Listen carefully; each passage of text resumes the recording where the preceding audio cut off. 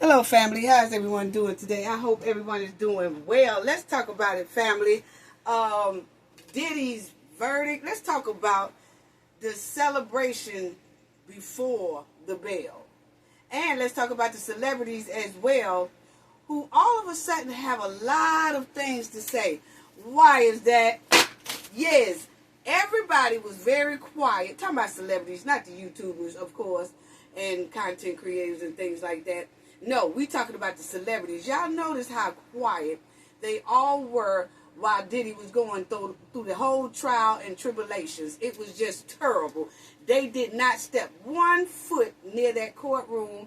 They did not tweet anything that benefits Diddy or help Diddy or talk good for Diddy. They didn't do none of that. They all sat back in the cut waiting to see what Diddy's outcome was going to be. The only person that really came to that court was Kanye West. That was the only one that came, and he had to leave because a lot of people was celebrity status. They was kind of starstruck, so he had to leave pretty quickly. But if you think about it, everybody else had something to say. All of a sudden, now that Diddy verdict was some of it not guilty. And then a lot of the celebrities had a whole lot of Twitter finger mouth. They had a whole lot of finger Twitter mouth. See, if I was Diddy, nothing but fake friends. He need to watch out for that. But, you know, he do it how he do it. But we have noticed. So don't think we haven't noticed that the celebrities are now speaking up. But then it was very, very quiet when he was going through everything and they didn't want to say anything. Because basically watching out for their bag, making sure that they don't mess up their bag, making sure they don't mess up their sponsors. So they really didn't want to connect themselves with Diddy in no kind of way, Twitter-wise, social media-wise at all, until the verdict came out. Then everybody feel like it's safe to say something, just in case Diddy step out and they want to act like they was already behind Diddy. Yeah, So we're going to talk about that as well. And we also have a guest today that we're going to be talking about the Diddy verdict. I want to hear their point of view on it. So we're going to give a great welcome to our special guest in a few minutes. But family, y'all already know what we got to do for the ones in the back, This video is under fair use. Copyright disclaimer under Section 107 of Copyright Acts in 1976. Allowance is made for fair use for purposes such as criticism, comment, news reporting, teaching, scholarship, and research. Fair use is a use permitted by copyright statute that might otherwise be infringing. Non-profit, educational, and personal use tips the balance in favor of fair use. Yes, fair use. All rights and credits go directly to its rightful owner.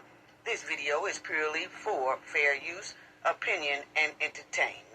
Enjoy. And we also want to add that everything in this video is alleged. Yes, family. And I was also shocked to see this certain person who has been very quiet during the whole time with Diddy. Then all of a sudden, they just popped out with this tweet right here. Y'all see that, Young Miami? Yeah. Yeah, did y'all see Young Miami do her little tweet? Yeah, she had something quick to say. And see, this is what I'm talking about. Girl, why you wasn't in that courtroom? That's what we want to know. Why you wasn't in that courtroom with a sign talking about, go, Poppy, go. Go, Poppy, go. Go, Poppy. Why you wasn't in that courtroom, but you can quickly do a Twitter rant and she did a little Twitter thing where they do like this, all that talking. So at least we know that Miami is still standing behind Diddy 100%. But anyway, let's welcome our special guest. I did ask Clay G Beats to do this segment and see what his take was on the Diddy verdict as well. So we're going to welcome Clay G. Beats. How you doing? All right, good to see you. Appreciate you coming down and talking about this Diddy verdict, because that was a long. You was into that case too, right? Yes, I've been watching it. You've been watching it? Yes, Okay, yeah. okay. So let's start off with Diddy guilty verdict. He was first guilty on 2 counts, and then he got acquitted on the rest of it. So let me do it. I'm gonna see right here. Okay, so it says on racketeering conspiracy, not guilty. Okay, that's count 1. Count 2, trafficking by force and fraud and coercion, not guilty. Count 3, transportation to engage in prostitution, guilty. Count 4, trafficking, force by fraud and coercion, not guilty. Count 5, transportation to engage in prostitution, guilty. So he's guilty on the prostitution charges, okay? Not guilty on the racketeering and things like that.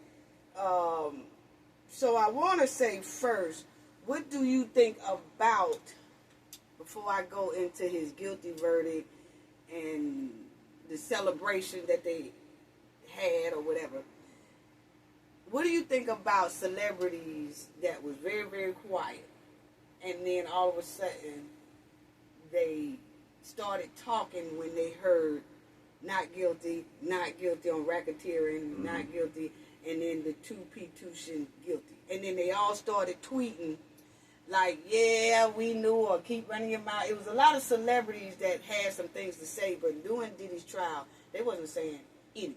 Nothing, yes.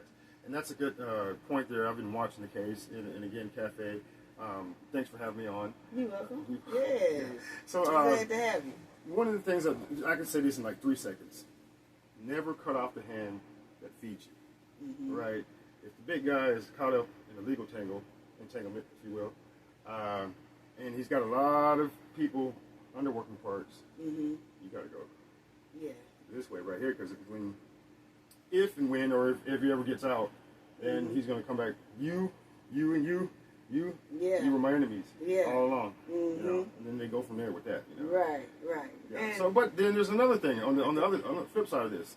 We talked about a powerful preacher, right? That was helping him to shape and mold his image and all that good, pretty stuff that they, you saw the shot when he was doing this. Right. So, if that was the case then, when the guy was coming to the parties, the preacher, and then now he gets in a little bit of a jam, or a big jam. So what about the image when he's in a hard place? That's when the preacher's supposed to come to the courthouse, bring his Bible with him. Right. Yeah. And the preacher wasn't doing any of that.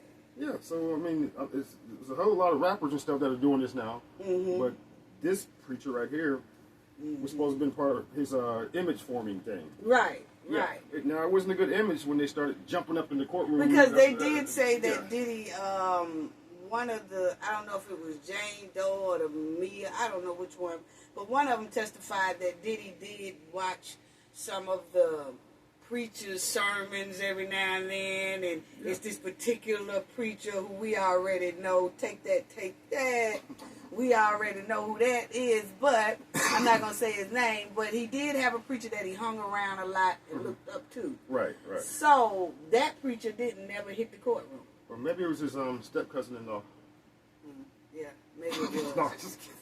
Maybe it was. But that preacher didn't never hit the courtroom, and that's another good thing that you could say, okay, he had a preacher by his side who he always was around, and that preacher would come around him sometimes. But when Diddy went through all this stuff, you never did see that certain preacher. Yes, it doesn't matter if that preacher's name was drug into some things. You still a preacher, and you're supposed to be doing your so-called higher power work. You could have still went in there and supported him in the courtroom or stood behind his family or something like that. And when they were when they were talking about the preacher being at these parties and stuff like that, they said, well, how is the godlike people mixing with the not so godly like people, right? So then I remember the preacher saying that, hey, I've been into the prisons. I've been praying for convicts. I've been here and this and that and the third. Right. What about the jail up there in New York? How come he ain't been to that in prison? Yeah, that's true. I'm sure they would let him in. I mean, of course, you know, Yeah, but he didn't step that way. I'll wait. Yeah, I'll wait. I'll wait. And that is something that you kind of I wanted to say it during the trial too, but I didn't. I waited to after to just see would that certain preacher at least come in, because that's what preachers are for. Yeah, bring them some communion or something like that, you know? Yeah. Break bread. Break some bread with him. He ain't even do that. He ain't even do that. See, that we talking about these fake friends. But far as celebrities go, you know, I was just shocked to see Young Miami finally say something. And my thing is, Young Miami could have been in the courtroom.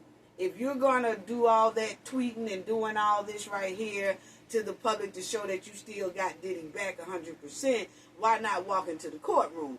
I feel like she didn't want to walk up in that courtroom because she felt they were going to start asking her to most likely be a witness against Diddy or something like that, so she stayed in the cut. But a lot of people were saying, oh, she's no longer behind Diddy. Yes, she is. You can tell by that tweet. She is waiting on him to get out so she could be the first one to jump on the yacht. That's what it's giving. I was just shocked to see her say something when she hadn't been saying anything on Diddy's behalf. This whole, I mean, if y'all seen it, please send it to my email and let me see. But the whole time Diddy was going through this, I didn't hear nothing from Miami, Young Miami. I didn't hear nothing from her at all. Quiet as a mouse. She was quiet as hell, you know. And and I feel like she's still getting that. She getting $10,000 or $15,000 a month too, just like Jane Doe, aka allegedly 50 Cent baby mama. She's still getting the $10,000 a month. So Before I get to that, is that supposed to be something like hush money that they're getting? What the $10,000? I'm thinking that Diddy continued to give her that $10,000 a month because I'm thinking that she was basically gonna throw the case the way she did, how she stunk up the joint up there on the stand. Yes, a lot of things Diddy did to her, but there's a lot of things she did as well. You know, she took the man from her best friend, and she started dating.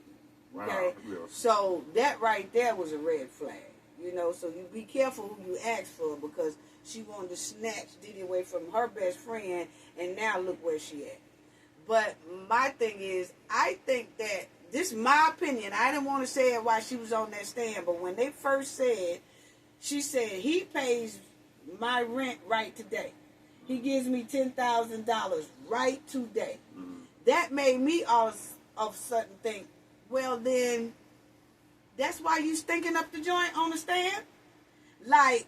keep that loot coming in. Like, yeah. Like, where your intentions was to say, oh, I was mad at Young Miami. I was jealous of Young Miami. He didn't treat me the way he treated her. He didn't take me here. He didn't take me there. Right. Okay, so now you're making it almost like, oh, well, you're really here because... you was a jealous woman. Mm-hmm.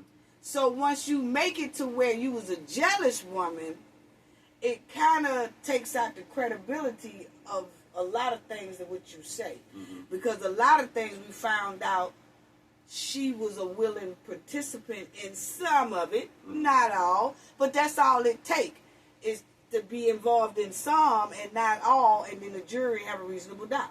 Mm-hmm. That's all it takes. Yeah. It don't matter. We know that it could have been all of them was consented, but one wasn't. But because the defense and everybody showed that it was willing 10 times, mm-hmm. not willing the 11th time, mm-hmm.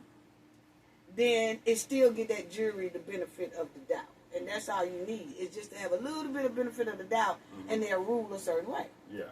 You see? Yeah. So, but I'm thinking, is that why she went up there and stunk up the joint? Because I was saying, oh, well, a lot of this could be because she was like, they was reading text message of her being with a person, and she wanted to be with one of the escorts behind Diddy back and all that. Yeah. And I'm saying, is this why she's up there to stink up the joint? Because I was saying at first, I was like, oh, she won't be getting them $10,000 after today. Mm-hmm. Like, once I was hearing her, mm-hmm. and then she said, oh, well, he pays for my rent right today, and he gives me $10,000. Mm-hmm. Well, at that time, I said, either he gonna cut it off, or if he don't cut it off, maybe it was a plan for her to stink up the stand so it'd be better on his part. Yeah. Yeah. All the help you can use. Yeah. That boy good. That boy good. He good. Yeah, He good. I'll get into it. He good. Yeah. Yeah. He good. He good on that. So now, when the judge read the verdicts, family, and he said the guilty, guilty, not guilty, not guilty, not guilty on racketeering and all that. Then you had where everybody was up in arms in the courtroom. They was jumping. They was having a great time. They was all excited. And then you can hear Diddy say, "I'm coming home" in the courtroom. Now remind y'all, you're still in the courtroom, okay? And Diddy, once the judge read it, I can understand a big sign of release. Mm-hmm. Everybody is acting up and they happy. Mm-hmm.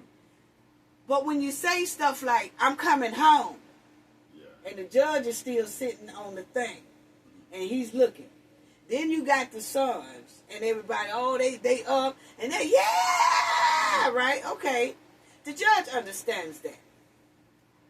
But then you see a whole lot of celebrating, almost as a disrespect of the courtroom, is the reason why your ass is in court anyway. Because of y'all partying, celebrate. You see what I'm saying? Yeah. It was no remorse. We was talking about a case that had something to do with S trafficking, P-tuition, people being forced things against their will, bribery, manipulation, extortion, getting windmilled on, the women getting whooped allegedly, all that stuff was coming out in court. So when the verdict came out, that was a time for the family and everybody just keep holding it. Just as soon as he was reading the guilty, guilty, not guilty, not guilty, not guilty, everybody should have did something like that and just let it be.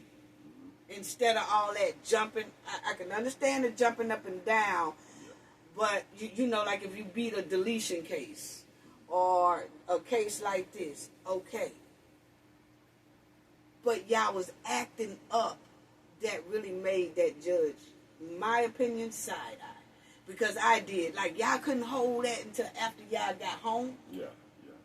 Well, everybody conducted themselves, the family conducted themselves in a reasonable manner. They did throughout the whole trial. Yeah. But when the verdict came out, everybody showed their true color in their ass. Mm-hmm. Is what I'm saying. Yeah. That makes a big difference of how the judge look at you. Yeah. You see what I'm saying? And then by Diddy said, "Oh, I'm coming home." How you know? You don't run nothing in this courtroom, son. You see what I'm saying? How you know? Yeah. You don't run nothing. And then they said when him and his sons got in the elevator, it was a lot of reporters saying while they was in the elevator getting ready to come down, said Diddy's sons was just jumping, just ah. And it's a lot of reporters said they thought that the elevator was gonna break because they was jumping so hard. Now the ratchet is coming out. Mm-hmm. You see what I'm saying? Yeah. You think ain't nobody telling the prosecution or the prosecutors ain't see all this right here going on, right? Okay, so now you in the Feds building about to break their elevator. Then when you get down and you get on the outside, you pull up your truck, you turn on loud music, and everybody dancing. "Oh, my daddy coming home. Appreciate y'all, my daddy coming home." Then they got on the ground doing push-ups and all that stuff. Sometimes you can celebrate too early. Mm-hmm. And then somebody will make you humble. Mm-hmm. Break you down. Mm-hmm. So I was like, okay, as we looking at the courtroom throughout this trial, it looked like Diddy was humble. It looked like his kids was humble. Yeah, he even had his Bible sometimes. Yeah, he did. He had his Bible sometimes. Mm-hmm. But did his preacher bring him that Bible? Did his preacher bring him that Bible? What? I'm just asking. Did that preacher that he always be around, did he at least bring Diddy that Bible or somebody? Or did he even autograph it? Because, he may have autographed it for him. But, that would be so sweet of him. Yeah. But my thing is you can You can't celebrate too quick. Yeah. Out there, they was doing the push-ups and all that stuff. You can't tell me that the judge did not see a lot of that stuff, because remind y'all, when the verdict came down at about 12 o'clock, the judge said, he told the prosecution and the defense, y'all send me y'all letters on why you think he deserved bail and why you think he don't. And at 5 o'clock, I come back with my decision. Well, that judge had from 12 to 5 to look at letters, and then Cassie's lawyer was there, and Cassie's lawyer did send in a letter as well from Cassie saying that she felt like Diddy is a threat to her and that she fears for her life. Okay, I know that for a fact that Cassie's lawyer sent that to the judge. So that he had to weigh that as well. But the celebration, you had celebrities coming out. Don't think that the prosecution ain't looking at. When Young Miami did that tweet, you better believe that prosecution was looking dead at it. They was looking dead at it like, oh, okay, so she is still tight with Diddy. You could just tell it. Yeah. You know, I mean, anybody could say, oh, she probably just did that because she wanted to. No. We've heard her name in the courtroom a lot of times. You know what I'm saying? So she's still connected to Diddy in the most trifling way. Yeah. But the point is, that celebrating too early. What you think about that celebrating too early? I said what I felt.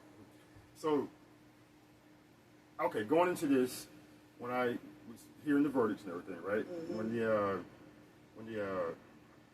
racketeering thing went away, you know, that was the big weight, the big sinker, right? So me and I've covered cases before, but just the way my mind was programmed is once the racketeering was stripped away and the other two were stripped away, oh hell, he'll be out on bond in a couple hours. You felt like that? Yeah, that's what I was thinking. Okay. But then taking everything back in and looking at when you zoom out and look at the whole picture of this, and you see those other two charges that are sitting there, and the judge heard all the evidence from both sides. Behind that, now he's got to think, okay, some of this is adding up that he may get out and go back after somebody. That's what it's given, right? They're hearing that he's making phone calls from inside the jail. Slick's being slick. So, what do I think about it? Now I'm just like, okay, well, now the judge has to weigh all this and be reasonable, right? So, keeping him there for that amount of time, maybe a little bit extra, but so how much the judge will do a sentence on October the 3rd, even though Diddy's team is trying to push that quicker. They want to do a speedy sentence, like they want to know before October the 3rd. The judge is still leaning and weighing on that. But I'm glad you said that part too about the judge had to weigh everything. Because a lot of people keep saying the P2 should charge 10 years apiece, right? Which would make him have to do 20, right? Some people say, oh, the judge might give him probation, might give him bond, or not bond, but probation, give him a long probation, time served, or something like that. Feds are not really known for a lot of probations. State court is. State court will give you probation, a long probation. Feds, they don't give out probations, not long ones. You see what I'm saying? yeah. But I wanted, because you said something about the judge, and I wanted to tell people this right here too. It says, okay, here is more breakdowns that the judge can weigh, right? So you got 10 years for each of the two Mann Acts, right? That's the P2, which he can get sentenced maximum, can't go no more than 20 years. They can go less, but not any more than 20 years. Now, there is no minimum sentence, meaning that the judge can say, okay, I'll give you 2 on this one and 3 on that one. You know. Now, sentencing guidelines. Federal judge are not bound by the guidelines, but may use them as a starting point, along with other evidence presented during the trial. Okay? I'm going to let y'all see that so y'all see what I'm talking about.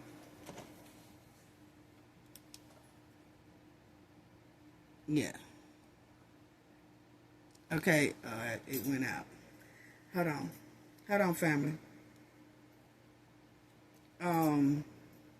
Cause that sentence right there makes a big difference.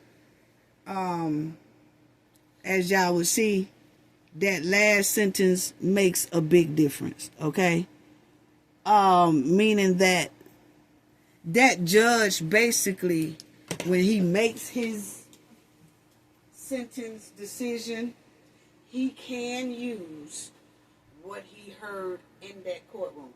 Like most people saying, oh, P-tuition is 10 years, right? I got it. Okay.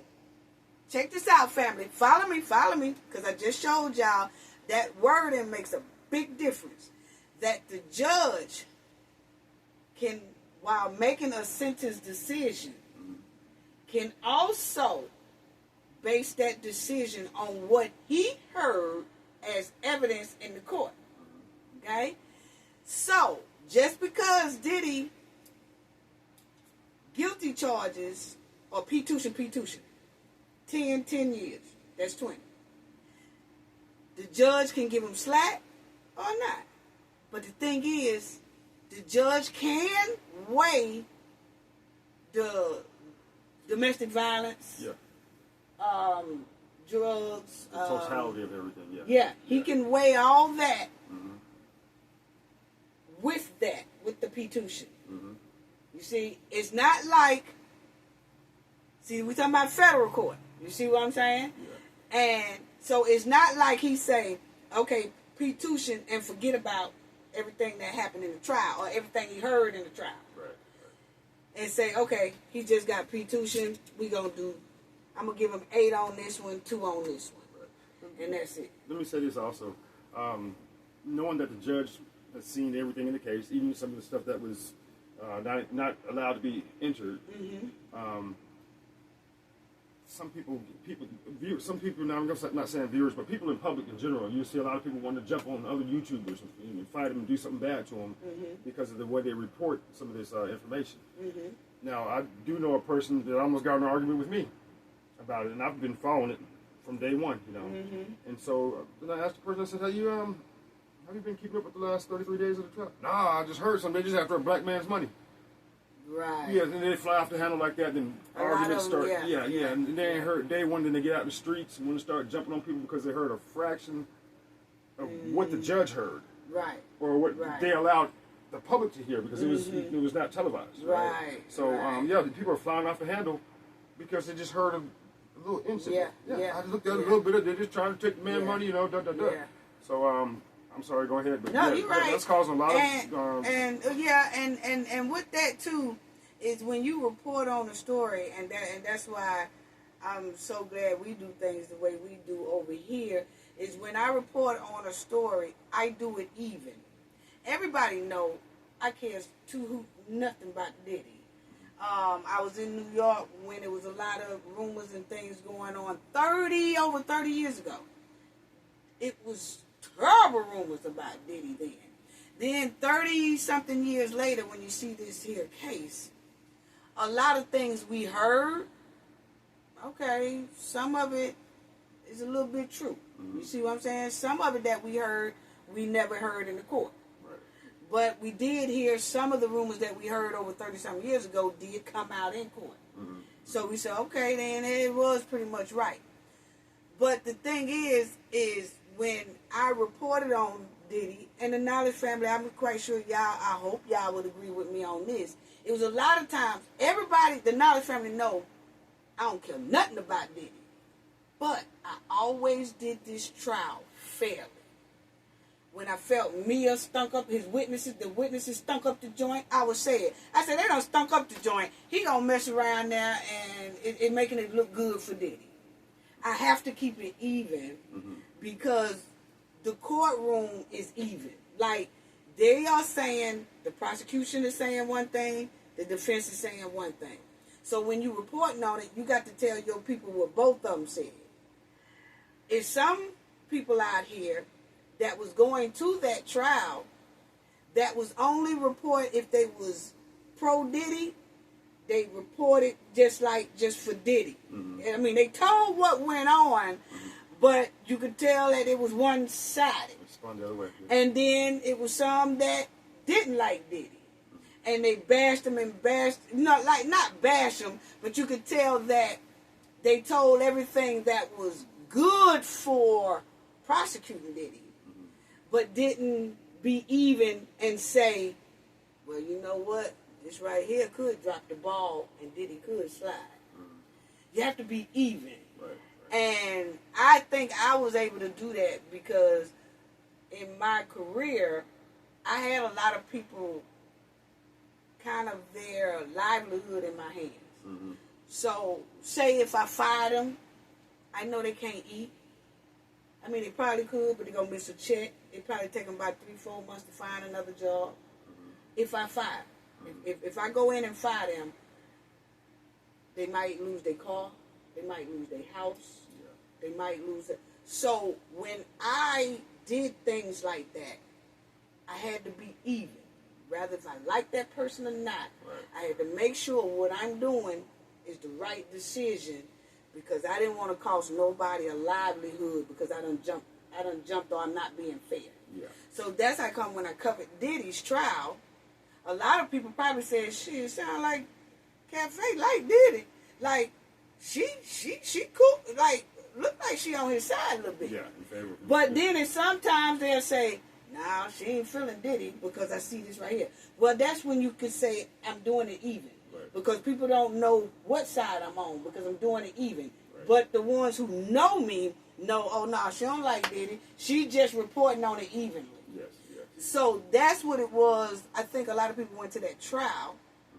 And I don't know if it's just content creators, YouTube. Some people might have had TikTok and things like that covering the trial. You have to cover it. You have to cover it even, whether you like them or not. That's correct. You know. And what we called it when I was in the news business, it was called fair and balanced reporting. Right. Yeah. You tell both sides. There's always a side. Right. To, each story, both sides. There's always two sides, I guess they'd say. Right. You know. Right. This one, there might be 4 or 5 different sides because Right. you got multiple witnesses and alleged victims and things like that. So fair and balanced. You said it best. Yeah, and you're right because when they was in, I seen it was some little friction between some YouTubers and things like that. I can understand. I can understand that too. You know, a lot of people, you just never know what's going on. Yeah. But what I can say is, if you are a reporter like that, and you're a reporter too, when y'all go to the scene, you got to look at where you at, especially if you're in another state or another city or something like that. And if you're outside and say you're not being truthful, that can damage your credibility. Yeah. Like you coming out there and you spitting loud, you telling people, today in the courtroom, Diddy tried to talk to his mom and the judge scolded him and none of that happened. Yeah. So now you adding stuff. Now everybody got their news wrong. Yeah. You know what I'm saying? Now you really don't have credibility like that.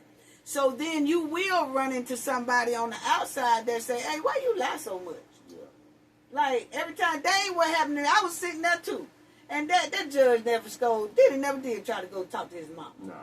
You see what I'm saying? Yeah, and then you be like, why you lie like that? Yeah. But it's for the clicks sometimes, for the clicks and the views and stuff. And it gets the story because actually, I think the actual story was he was either nodding or making gestures at the jury members or something like that, And so that's correct. But when it gets out to XYZ YouTuber or Instagrammer, now it's a whole they're outside and there was somebody said he's trying to talk to his mom. That's why the judge got on him.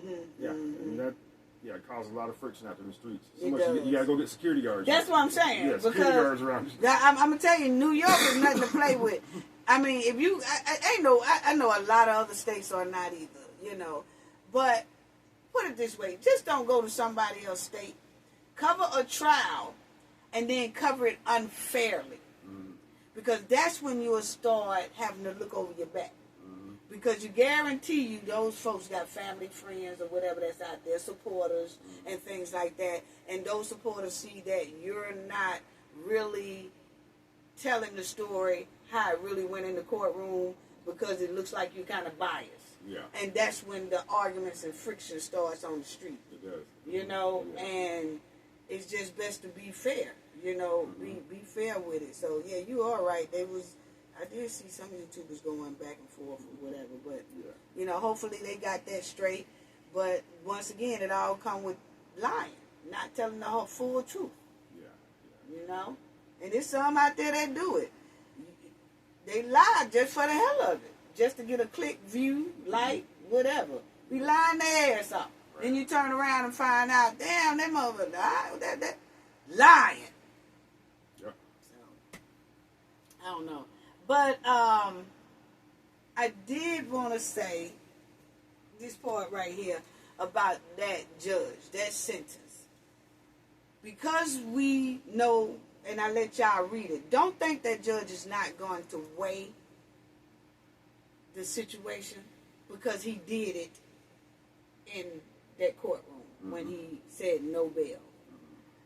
I think myself that families and friends and stuff can mess you up just by jumping too fast. You see what I'm saying? Yeah, they just jumping too fast. Yeah. And I think that has a lot to do with it as well, because I know his son was like, "Oh, we got this 4th of July party already ready to go, because my dad coming home. We're gonna have a big 4th of July party here, there, wherever." And you got to think, your dad is in there because of parties. Okay? So that's the last thing you want to say. So sometimes we have to have a grip on these youngsters, because sometimes these youngsters will mess you up and not even knowing that they're messing you up. Yeah. And you have to make them know how to hold their composure. Because you can clearly see when the man was not guilty on a lot of things. And it's okay for people to say, "Oh, yeah, but you do that at home." See, you part of the family. So I think they're supposed to keep their composure, like, okay, now hopefully these 5 hours that the judge will let them out or give them bond or something like that. Before it's all that turning on loud music in front of the courthouse, around the courthouse, jumping and joy, and y'all dancing and all that, that should have been done at home.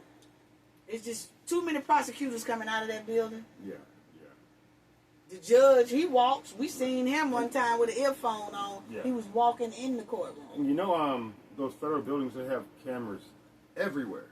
Yeah. On all corners of that building. And he probably had a closed circuit TV or a monitor in his judge's quarters. And he can see all that racket going on down there. Probably even in the elevator. Yeah. These courtrooms all down the hall, they got cameras. So he's like, excuse me, this is a shit show going on outside. Right. You see what I'm saying? And people have been hurt and affected. To me, they should have just been this. They can celebrate. Hey, we're glad. Yeah. And then be humble. Okay, we're not out the woods yet. Right. But they're thinking, Daddy's coming home. Yeah. That's all over. Now we can come back in 2 years and settle this other 2 charges. They took it like a grain of salt, basically. Right. Yeah. For example, having a capital murder charge against you, and then 2 other felonies. Right. Capital murder charge gets dropped. Let's go home. Right. It don't work like that. Yeah. And you can't strong arm the judge either. Yeah. By front running them and say, "Hey, I'll be home a little bit." Right. Front running the judge, Yeah, because the judge still sitting there. Yeah, and I think the judge was a little bit hurt by the overall verdict. Low key, that's just my little small spidey senses. He can't see it. He tries not to show it, but he's like, "I'm not doing you no damn favors. Right. I'm not making anything convenient or comfortable for you." Right. He did that 3 times before he even got in jail. And so he got one of the two or three of the charges dismissed on him, whatever it was, and he's still not budging. Yeah. Because the judge did bring up the fact that when Diddy was arrested, he was still having FOs and windmilling on one. Okay? Up until the point he got arrested. Mm-hmm. And so I guess when he said, well, you know, I'm going to keep him in here, especially the letters. The letters that people wrote to Cassie, sending out the letters saying she feared for her life, that weighed on him too, most likely. Yeah. They said he got a third-party letter that haven't been verified all the way yet because we haven't seen that, but we did hear and see Cassie's lawyer say he handed in a paper.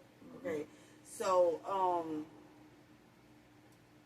I'm with you on that. There was another third letter also. That's what I'm saying. They said it was a third letter, but that one I just couldn't verify. Yeah, okay. So I'm just saying, you know, they say it was a third party one, but allegedly. Yeah, allegedly, but nobody is verifying that judge really got a third party letter. Mm-hmm. But the Cassie's lawyer definitely verified, yes, we gave him a letter, and Cassie says she fears for her life.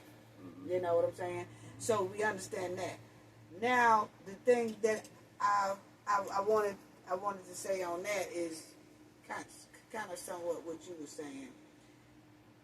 The judge also brought up the fact that he didn't see anything in there that too much shows that Diddy got help, like, for what his situation is. Mm-hmm. Meaning that I don't guess it was anything in there that said he went to sex class.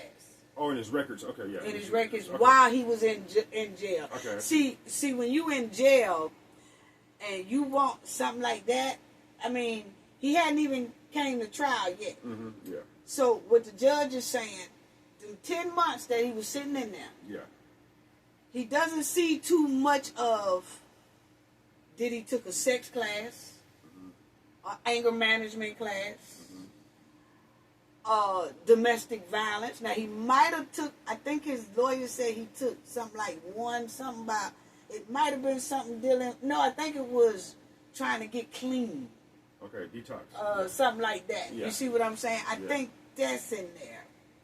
Don't hold me to it, family, but it's only kind of like one thing in there that Diddy has that shows the judge he tried to do something. Mm-hmm. But I think it's more so of the detox side of it. Yeah. You see what I'm saying? Yeah. But far is the main thing that'll keep you from coming back. Yes, the drugs will keep you from coming back if you stay away from them. Yeah. Because it'll make you think a little better. But even without substance abuse, you can still be a sex addict.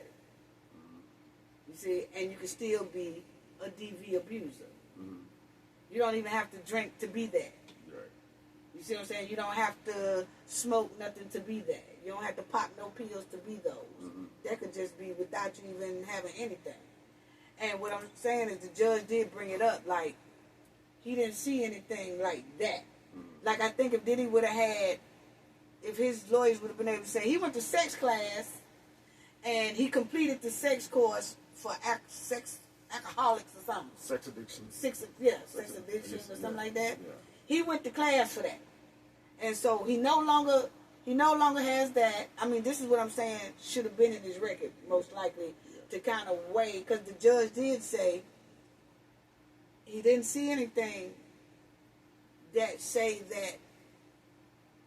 that stuff been worked on while he was in there. Because most people do while they sitting in jail, they'll take different courses so that it'll help them when they go to trial. Yeah. And so look what I did, Judge. I did this, I did that, perfect attendance. Yeah, all that right there. Yeah. You know what I'm saying? Yeah. So you got to serve some corrective action. Right. That's going on. Right. While you're going through your process. Right. If you just sitting there with like, as soon as I get off, I'm just going to do another freak off. Right. So it was like, I think he probably went to like the alcohol or the substance abuse class. Rehab program. But I think that was probably it. And that's probably all he thought he could take. Mm-hmm. But no, if you got to look at your charges and say, hey, look here, run me in those classes before I go to trial. Put me in a sex class, put me in a domestic violence class, put me in an anger management class, put me in a drug abuse class, put me in all. I want about 5 or 6 classes before I go to that trial. The judge will take you a little bit more serious. And take a little bit more serious. Yeah. That's where you come in with a little bit of leniency, all that kind of stuff, that you're moving in the direction where, hey, I'm not being right, all that kind of stuff. I mean, you're supposed to be a different person, at least in front of the judge, until you get to the house. Yeah, and like you said, he did say, I'm coming home. And the judge was still sitting there. That was after the verdict read. Right. And like you said, that's kind of like you telling the judge what he gonna do. And that's not necessarily so. Do you think the 4 months he's got to sit in there now, you think that's too long or excessive? Or why do you think they're holding him in there? Or why he's in there? Yeah, for so long. Is something else coming up? Well, I actually, he has a lot of lawsuits stacked on top of his head now. Until I think it's still going to wind up draining him a little bit. You know, with this lawsuit, that. It's still going to drain his bank account. But far as the judge made that decision July the 2nd. No bail. Until October the 3rd when he come with his sentence. So that's July, August, September. It's like almost 3 months that he'll be in there. Extra. I don't think it's too long, because remind you got a victim sending a letter saying that they fear for their life. And then Diddy does have something on his record as when he was in there, he was still trying to contact a witness. So the judge have to take that under consideration as well. Yeah. Right? So you always got to assume that Diddy allegedly is not done. I mean, as far as the slickery and all that kind of stuff, you know. Slickery, you know. That's just, I think that's just baked in or built into him. I think... And me, I think that... I think that when the judge... This is my opinion. When the judge was saying that he didn't see a lot of what Diddy had done to improve himself while he was in there. Yeah. And, you know, Diddy was a billionaire. So I guess he feel like, I ain't got to take no sex class. I ain't got to take no that. Long as he took the drug class or whatever it is. Whatever one class he took, he still should have took about 4 more. Anger management, sex addiction, DV, or either the drug abuse. So if he took one in there, he still needed about 3 or 4 more. I'm thinking that when the judge said, you know, considering the case or whatever, no bail, he took the letters under consideration. Then he took the petition under consideration. My thing is, when they jumped up and them boys said they got a party or something for the 4th of July, what's the first thing that ran through people's head? When they say, oh, my daddy getting out, we finna throw this big 4th of July party or whatever. Right now, because we just finished the trial, first thing everybody think of is the FO. You talking about y'all finna throw a party. It could be an innocent barbecue with hamburgers and hot dogs and just a family. But the point is, you emphasizing and you partying, you talking about how y'all already set up something for the 4th of July for y'all dad and all that stuff. How we know that ain't gonna be another FO? It's too close to even mention that. So I'm thinking that, like you said, it's cameras all over that Fed building.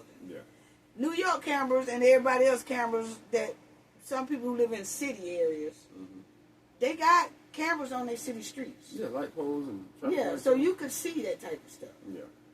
And so I think the judge gave Diddy that October the 3rd until he do sentence, stay in there till he come with his sentence.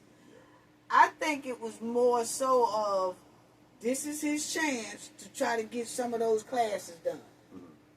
Right. Now, do you think within these 3 months that he's behind bars, do you think something else may be coming down the pipeline? Maybe another indictment or charge? I think. What about you? I don't. I really don't, because I felt like they could have got Diddy on so much, and they could have got him on the guns. They could have got him on so much that they really didn't. Like, and then they dropped. Yeah.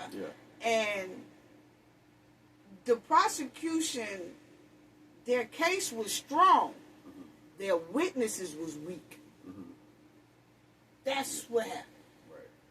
They had a strong case, but all their witnesses was weak as hell. Yeah. And they were, to me, I think they were aiming blindly when they were chunking up the charges. Because, again, like you said, the weapons violations, having the serial number scratched off of them, things like that, that was a no-brainer for them. And they could have probably achieved the same thing with the other P2 charges, right? That would have been 3 counts there, but I don't think they can come back and do that again. I mean, I think that would be double jeopardy. Yeah, I think that would be double jeopardy. Another witness may come in because he has a baby by but I just felt like, you know why I think that the prosecution, first they had the weak witnesses, because some witnesses would be like, yeah, he did this, and then you'll see text message, I love you, I had a great time, you're the best in the world, you're amazing, I miss you, and all that. Yeah. So that's why I say all it takes is for a doubt to get into a juror's head, you know. And so those witnesses had flip-flop situations. Yeah. You know, like if they had a strong, like, they ain't never told him I love you, ain't never, none of that. Not during the time he was treating me like this. You will see none of that. You will see everything with me complaining. In their case, it was complain, oh, I'm going out with you. Complain, I'm doing this, you know. Yeah. And then they come to find out most of the females that Diddy was dealing with was also creeping on the outside of Diddy. Yeah. You know, and they was having relationships with other people, and then they would do FOs with other people without Diddy. Yeah. So shit, you doing it on your own. How's he forcing you? He ain't nowhere to be found. Yeah. You doing these on your own. Yeah. So yeah, well, I did those on my own. I wanted to do those FOs, but when I was with him, that FO I ain't want to do.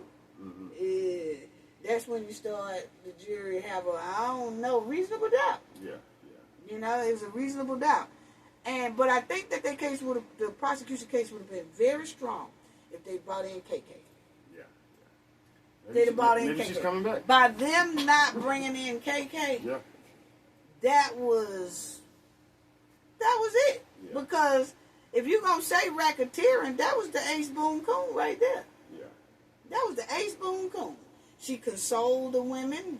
Everybody called her. She told people where to go, where to meet up. She would call and check on Diddy. Hey, is he okay? Then the drug mule would be like, he a little high. And she said, is he high or Birkin bag high? Yeah. You know, they want to see how high he is and all that. She was right there telling people to go to the airport and, you know, sometimes reserve and the rooms or do whatever it is. Yeah. So that was the dog right there. But they didn't bring her in. The prosecution was supposed to bring her in. That may have pushed the needle a little bit further toward the racketeering if they were... It would have. Yeah. I think that racketeering would have stuck with KK. Because you look at it, she was running the show. Yeah. She was running the show. And for some reason, I don't know why she got so much of a big immunity or whatever it was that she didn't have to come in the courtroom. And I guess they just felt like those witnesses were strong enough, which they weren't. They stunk up the joint. And they was weak. And the weaker we saw, each witness was weaker and weaker, their case got weaker. Let the air out of that balloon. Let the air out of that balloon, yeah. Yeah, you see what I'm saying? So what do you think the sentencing is going to look like when October 3rd gets here? Considering what we just read there about the judge rules on the P2, which is 10-10, or he could do less for each count. But considering that he is and he can, don't know if he will, he has to review. He can use things out of that case and tack on the max to the P2. Okay. So I'm thinking, consider that he went and looked at those letters and that changed his mind. Or we don't, I know the letters probably weigh heavily. Now some people think, oh, the judge was going to let him get a bail before he got those letters. I don't think so. I don't think so. I think they stomped themselves on the toe when Diddy stood up talking about, I'm coming home.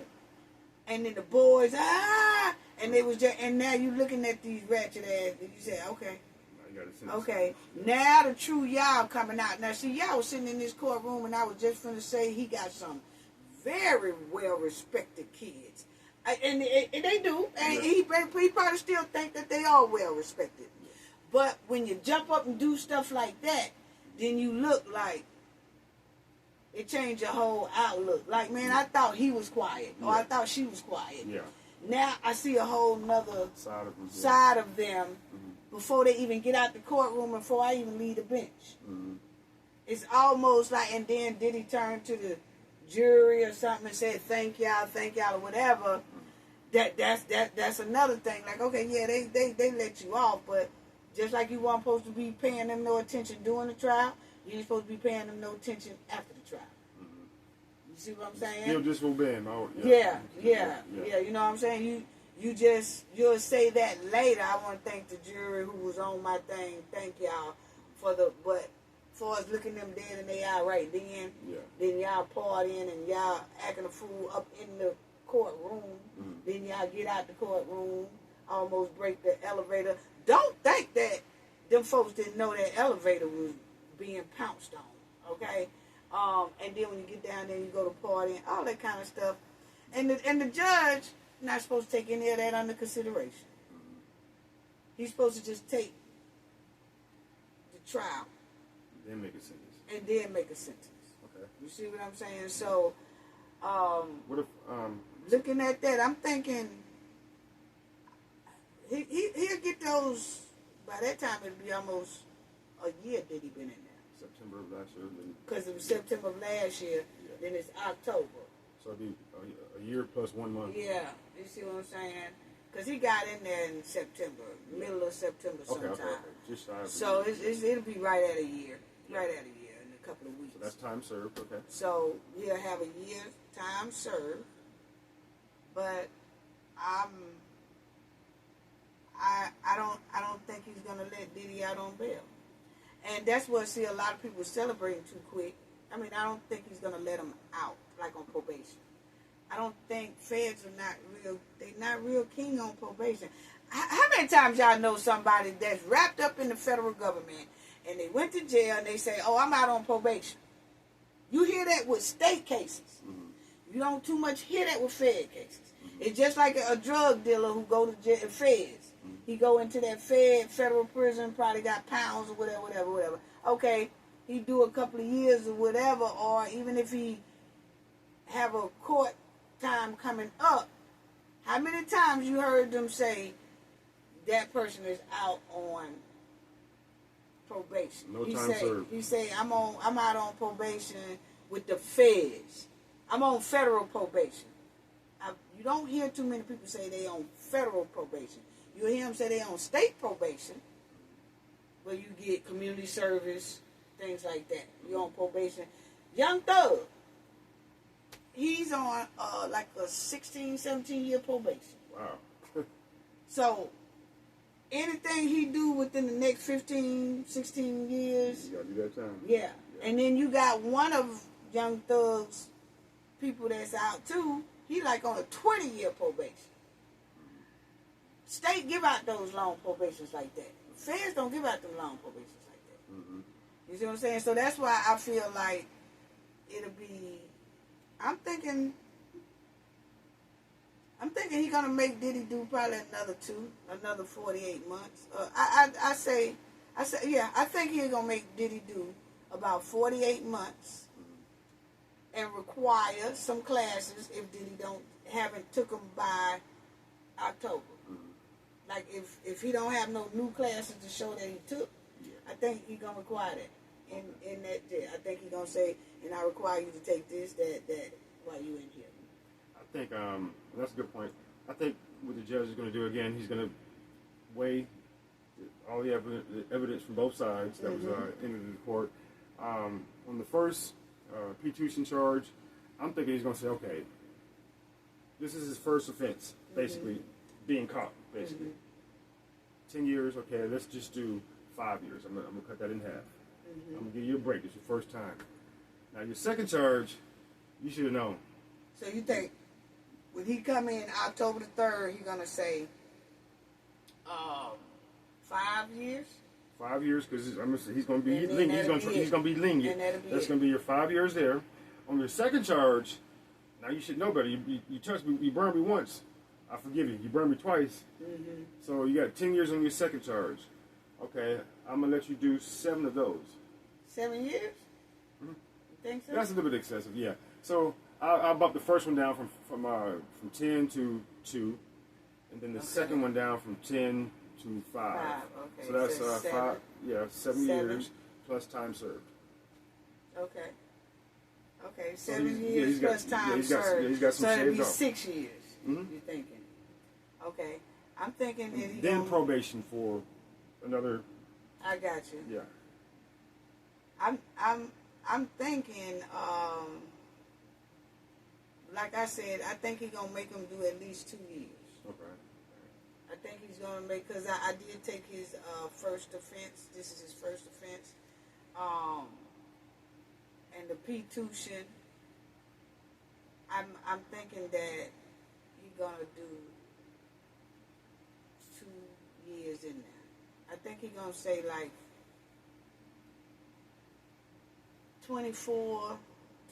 about 24 months. I think he's gonna probably say about 24 months on there. I think he's gonna make him do about 2, and tell him within those 2 years he want those classes completed. And then if he on good behavior or whatever like that, then he will have about, say, 8 probation or something like that. Yeah. 8 years probation due to the P2. Like, you got to keep an eye on those type of people like that. Like dealers, street dealers, and P2, people like that. You do have to keep your eye on them. And those are the ones that tends to go right back into that type of behavior. I can do it better now, man. I've been in the joint now. I know all the ins and outs of the joint now. I think he's going to have 20. I think I say 2 years and about 8 probation. I'm thinking he's going to have about 8 years probation until he get about 65. That probation going to stay on him until he's about 65 years old. Well, we'll see. Yeah, in a way, I guess in this situation, and some other situations I've seen, even with families, you know, my family, some of my family that live out of state, for them to have to go to be incarcerated, sometimes could save their life. Right. Because you're doing so much on the outside, you're going so fast, you're about to wreck yourself. You know, you ever heard they say you're headed for self-destruction? Yeah. And sometimes they pull you out to have you sit out for a little while, to humble yourself, get that treatment, mature a little bit more, and then you won't want to get back out and go do that again. You just won't want it. Right. You won't be there after you sat out for a while, you know. Yeah. And do you think this is a big wake-up call for Diddy? I believe it is. But this right here, is, to him, it probably seems like 15 years since he's been in there. But when he looks back out on it 10 years from now, once he's out maybe, or on probation, he's not going to want to touch that hot stove no more. See what I'm saying? Now, it can go both ways, or you can get caught back up in that whirlwind, you know.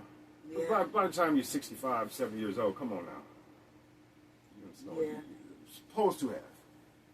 Slow down. That's for the young bucks, you know. I don't know, because that Playboy Bunny man, who was he? Hugh Hefner, shit, he was 90 years old. He was still opening the back door for them hoes. You know what I'm saying? I'm just saying. He was still, come on in. Yeah, we got extra rooms. Come on. Yeah, he did that till he's in his 90s. You know what I'm saying? He was old. old. Old stud, huh? Yeah, so that's why I said you had to keep an eye on them kind, because they ain't playing. I'm trying to tell you. But I do think this is a wake-up call for Diddy. Yeah. I really do. I think Diddy thought he was untouchable, and when they touched him and brought him in that jail cell, I think it was a big wake-up call, because I feel, in my opinion, he felt like he was too above the jail. Yeah. You know, and I think it's a wake-up call for all the other people in the industry as well. And I've heard so many people say that, oh, well, I used to fly a chick off here and fly a dude over here and a chick over here, and I paid them, and then, okay, now you know it's illegal. It's illegal, okay? Right. So now you know that. Keep your mouth closed and start moving a little better. Move quieter and don't film it. Don't film it, don't text it. Because I think that a lot of people are like that. Yeah, you text you know, everything you do, yeah. Because it's a lot of people say, oh, so you can't, I flew the girl out before, and I flew the girl here, and I flew an escort. You know, an escort is strictly supposed to be companion. It's not supposed to be dropping your clothing and all that and getting busy in the bedroom. If so, that's when they become a P2tion, and yes, you can go to jail for that. That's just the law, you know. And they found Diddy guilty of that. Flying a person from here to here, or engaging with somebody in different states, and it's for S activities. Yeah, and that's whether Diddy was making a profit from it or not. Right. Yeah, it doesn't matter, you know. Right. I didn't make no money off of it. It's still against the law. Yeah. And I don't think they will be able to take his assets because the racketeering are not guilty. But that P2tion could have got him, but he got saved to me because he was giving out money. He wasn't profiting off of P2tion. Yeah. He never did get money for them being, you know, like from his girls being with this dude, and then them dudes paid his girl, and then they paid Diddy. Yeah. He never got it. Diddy was the one, right. Diddy was the one forking out the money, so therefore you can't tie in that, because if it had went the other way, then they could have been trying to tug on his property and assets and stuff. Yeah. But he was doing the paying. Yeah. So I think he good on that part, that, you know, won't be able to. Now, with the lawsuits, people are tagging for money. Mm-hmm. You know, they want 15 million here, 30 million here. And he got about 10 or 12, well, they say more than that, over 20-something lawsuits pending on him right now. Mm-hmm. That's without this case. Yeah. So that's a lot going on. That's there. a lot. Yeah. So if you got like 20 cases already pending, and each one of them are asking for at least $5 million, that's a lot. Yeah. Now, do you think his music career will ever shine again, like him being on the top of the charts? Or his fans, like, you don't think they're gonna be filming him? Now he got a lot of fans because obviously we've seen him out there in the courtroom, the courthouse. Yeah. You've seen a lot of people that was pro Diddy and a lot of people who wasn't. You know. Yeah. So you see, he got a heavy still fan base going on there, but I don't think it's enough to put him to where he's back on top and he number one. And not a lot of people still I think corporations gonna distance themselves from him. They don't want no, because they don't know how he gonna move yet. Don't nobody know how he gonna move when he get out there. Yeah. Because I notice myself even when I'm riding around listening to the radio. I may just be me, but I don't hear his music on the radio. Yeah. You know, just thinking about it, you know, in a minute, that's just me. Somebody else may say the same thing, and they may like, well, I heard him on the radio the other day. Yeah. I don't know. Yeah, you're right. Because I don't hear R. Kelly's that much either, unless you just punch it yourself. Yeah, you put it. But far as anybody just playing it on, like, on the streams and stuff like that in your car or whatever, they don't pop up like that. Damn. No, they don't pop up. That boy was a good artist, though. Yeah, he was. Yeah, he did some good music. it was just one more I wanted to talk about. Um,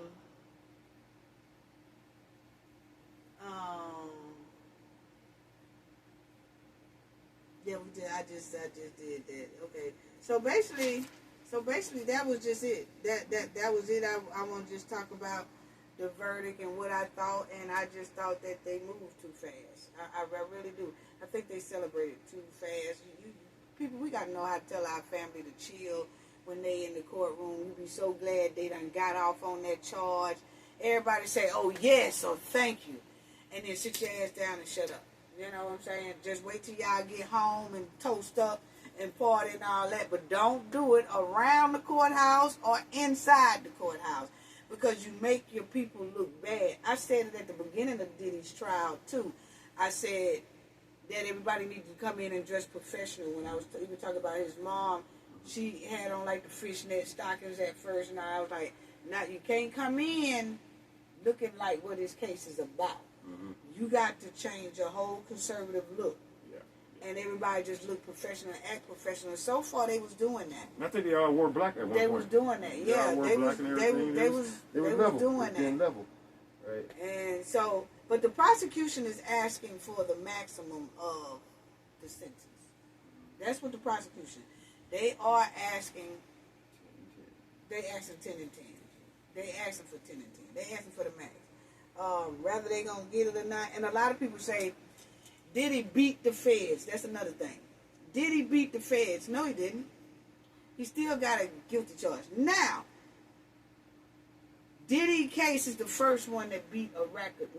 Beat the U.S. attorney in Manhattan on racketeering. Mm-hmm. He was the first one that beat a racketeering in New York City. So he made history. On that. You think he's going to be in the Guinness Book of World Records? He didn't beat the feds because he still got 2 guilty charges. Yeah.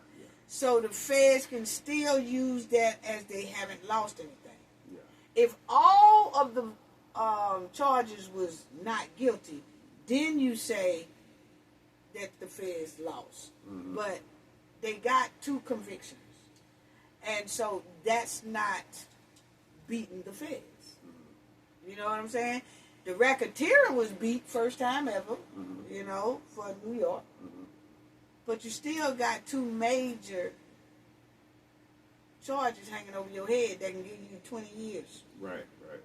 So what the prosecution is going to do on October 3rd, they're going to give the judge a letter saying how much time they recommend for Diddy. They already told. And then on the defense team, they'll have a letter showing their recommendation, give them the full amount, blah, blah, blah. Mm-hmm. But they already told them? Yeah, when they did the bail. Okay. When they did the bail, they said, the judge said, y'all give me a letter on why he should get bail. And the prosecution, y'all give me a letter on why he shouldn't make bail. Right. So he took both of them. Now, the prosecution letter basically had the reason why he don't need bail. They say he's a threat to society. Mm-hmm. He still tried to contact witnesses while he was locked up. Mm-hmm. You got his other witnesses that fear for their safety. He did a crime. Pre-tuition is a crime. Mm-hmm. He should get the max. So what I'm saying is, they said everything in here mm-hmm. that can be used on the 3rd. Mm-hmm. When the judge make his decision, he could look at that and see what the prosecutor feel why he should have the max. Mm-hmm. Because the prosecution don't want him to get nothing out. Yeah. And they put it all in that one thing mm-hmm. to try to stop his bail. Mm-hmm. And so I think that the judge could just use that letter for the October one, because they basically got to say, go put the same thing on there. Yeah. Because I know, and then we're going to close out, family. It was, what is it that,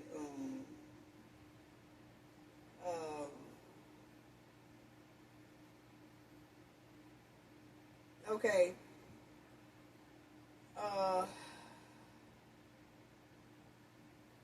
The prosecution is not going to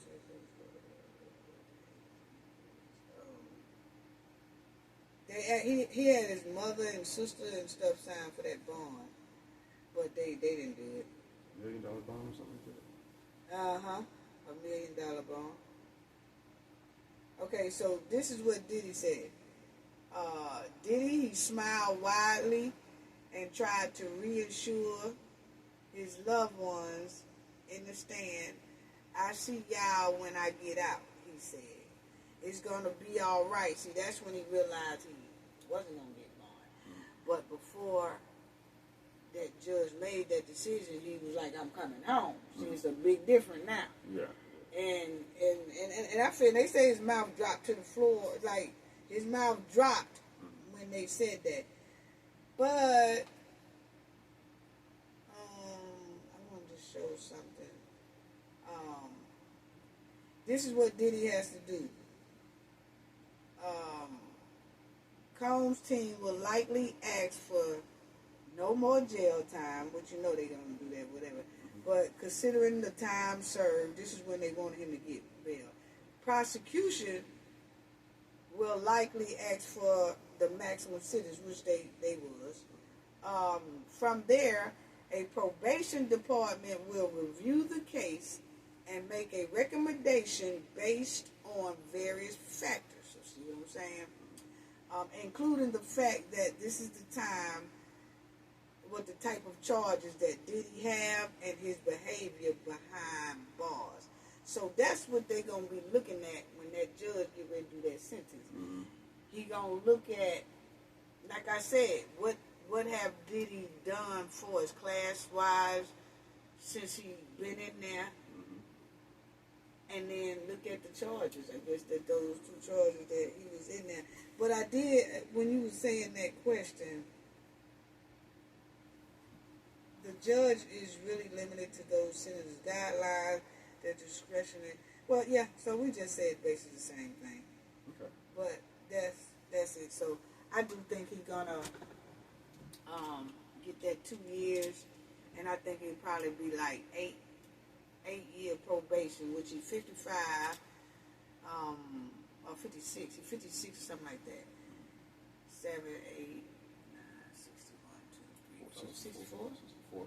I think about 64, and just see what he do.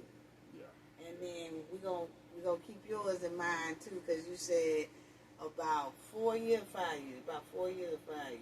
And you it's about 5 because it came up to 6. Then with the time served. Yeah. 60 months. That's about 60 months. Yeah. Okay, so we'll definitely see. Yeah, so I said 5 years and you say 2. I say 2. 2 years. I say 2 years, yeah. I say I remember that. Cafe said 2 years. 2 years. Clay G says 5. 5 of them. Years. I got 5 on it. 5 years. So that's going to be the thing for October. And like I said, maybe he will hook up with a big, his lawyers and the prosecution might come up with a deal. Mm-hmm. We'll see, because I know they're going to talk to each other and try to get the deal to where, okay, he'll do this or he'll do that. And time served. They both sides agree on it. I know they pushing for that, but right now, the prosecution is hot. They hot. They pissed right now. Yeah. They lost the big part of their case. They ain't trying to budge, for real. They're not trying to budge. That's just how some of them are. Yeah. They are not trying to budge. Mm-hmm. So I think they're going to keep saying, no, we want him at, no matter how much Diddy team come with some type of bargain or something like that, they still going to be. Nope. And then when the prosecution, they also look at social media. They looking at the young Miamis who's starting to talk. They looking at the circle that was around him is starting to get cocky. Mm-hmm. Because young Miami got real cocky that day. That she didn't even see. Everybody got cocky as soon as they read the verdict. But so they had 5 hours to be cocky. Mm-hmm. And then some people was having on their titles, Diddy not guilty. Like, what? Yes, he is. Mm-hmm. Just stuff like that. Yeah. And then you had the celebrities coming out, and you had everybody, and the prosecution looking at that. They looking at that. And they not going to be made fun of or like they a joke to be played with. Right. And they looking in that inner circle. You best to believe it. I think that Gina girl who was missing from the trial, I think she got paid. I think she getting money. Yeah. I think young Miami's still getting money. Mm-hmm. we already automatically know that Jane Doe was still getting money. Yeah. The 10K. I thought that's just my opinion, because Young Miami was too quick to hurry up and post. Hurry up and post something like, it seemed like she was sitting on the edge of her bed this whole 10 months. This whole 10 months that he been locked up. Yeah. Waiting. So that tells me then that he's got a publicity team out there, basically. That's being paid. Because remember, now this may not be true. There was people outside with free Diddy shirts on. With, what, yeah, $20 I seen those free Diddy shirts. $20 an hour, allegedly. Yeah. You know, so to have this person being paid, taking care of that person's rent or whatever it is, this and that, the third. Yeah. But I do think that one that was missing, that Gina. Yeah. I think it's got to be some. I mean, I could be wrong. That's just my opinion. But I just see that the prosecution had her on the list to testify, and then they started saying they couldn't find her. And then Diddy team was like, y'all the federal government, y'all can find whoever y'all want to find. Why all of a sudden y'all can't find her? Right. You see what I'm saying? But the thing is, she never came. So that says something right there. Yeah. You know, so you best believe them feds are watching. But far as KK is concerned, I think that the racketeering would have been sealed and stamped, and he would have been charged with it if they had brought her in that courtroom. So it's a lot of things that they could have did and they didn't do. We kept saying, because I kept saying, well, where's KK? Where's KK? It was another name that kept coming up, and I kept saying, well, what, that Muhammad? It's some type of Muhammad dude that was always around, too. Something like that. And I'm like, well, why these people ain't in the courtroom? Right. And that would have helped y'all with the case. So it seemed like they wanted Diddy, but didn't want him that bad. Because they had weak witnesses, and then they let the strong ones that could have nailed them never came to court. Then one was missing. So funny business. That's funny business. Well, that's all we got for today, and we appreciate you coming, because I knew you was into the Diddy case, and then I was into the Diddy case, and I kind of wanted, kind of a perspective of what you thought on it and everything like that. And I'm just glad that you came down here on the golf, because you came down through this way anyway, through the holiday and everything like that. And I was like, hey, I want you to talk about the verdict and things like that. And what do you think? Because I know you had a lot of things to say, and then I had an opinion to say, and I was like, hey, come on over to the show, let's do it together, and let's see what it, I appreciate you on that. Definitely appreciate you on that. I've been wanting to get in and weigh in on this case, but I just really haven't done it on my channel. Right. Because I make beats. Right. And I do a little bit of video content. Right. With it, and also tell them before we close out, what all that you do, the beats and stuff like that. Okay. So my channel is Clay G Beats with a Z on the end, BEATZ. And what I do there is I have music that I've written. It's copyright free. If you want to use it, you can use it. You're not going to get a copyright strike for it. If you need something custom made, I usually put my email address on the screen. It's clavius24@gmail.com. That's CLAVIUS, the number 24 @gmail.com. Make sure you like and subscribe, hit the bell notification, and again, I'll be having some more beats. There's already some beats on there that you guys might be feeling. There's a little bit about the Cat Williams. I did a special on Cat Williams coming to Anniston. Yeah. Sure did. Yeah, a little bit of Prince tribute, for on his birthday, Purple Rain. So I appreciate you having me on. And you also had customized some rims a couple of times, right? Yes, I do have. You gonna do a show on those rims? Show people the rims and stuff, so they'll know if they want some. Because I look at it, people in different states and cities and stuff. Right. A lot of people are into rims, and sometimes you can put it on your show and show them the custom rims that you do, and they give you a call as well. So okay, I'm gonna do that one next. You gonna do that one next? The rims? That's gonna be next. Okay. I'm gonna put some Clay G Beats underneath that video. Yeah, because I seen some rims, boy, they was iced out. You got. Yeah, they was iced out, and I was like, man. I also do video production. Play keyboards, drums, saxophone, bass guitar. Drone. I do drone services for you if you need aerials and things like that. So just holler at me. All right then. Well, we appreciate you. We're glad that you stopped by. Yeah. Yeah, so I like messing with her. thank y'all so much, family. But that's all I have for Diddy, and I just wanted to say I think they just celebrated too quick on one hand, and then how the judge have to weigh things. He can't take a lot of things that he heard from that case and make his decision when it comes time for sentencing. He can do that. You know, he just don't have to go off of. He have to go off of the years, but that max will depend on how he weighing what he heard in that courtroom. Oh, one more thing. In family, please don't go out in the streets beating up people and beating up people over this case. When yeah. comes out. Don't go out beating up people and causing violence. Just chill. Let's keep it peaceful. You know what I'm saying? Yeah. But it does get a little touchy because you got so many people in their feelings and different things like that. Because I know I'll be covering some more trials as well, but I'm going to do it in person. But the only way to keep from all that is you just report it evenly.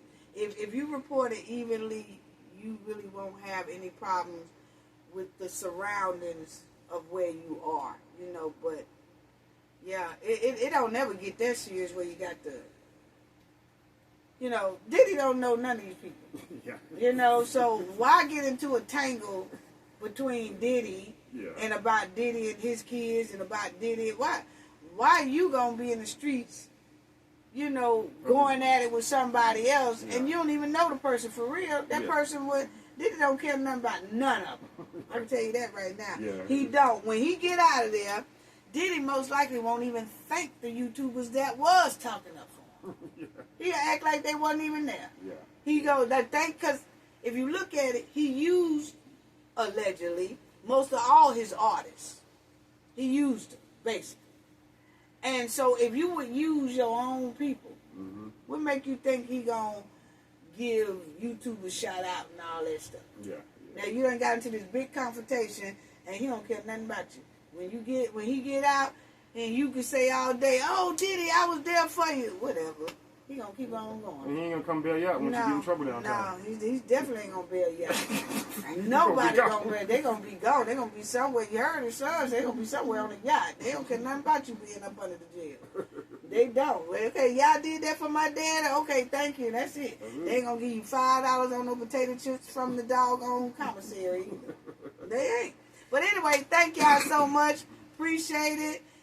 Gain knowledge to prevent blockage. And we all know what that means. The more you know, the harder it is for anybody to block y'all from your goals and success. Bye, family.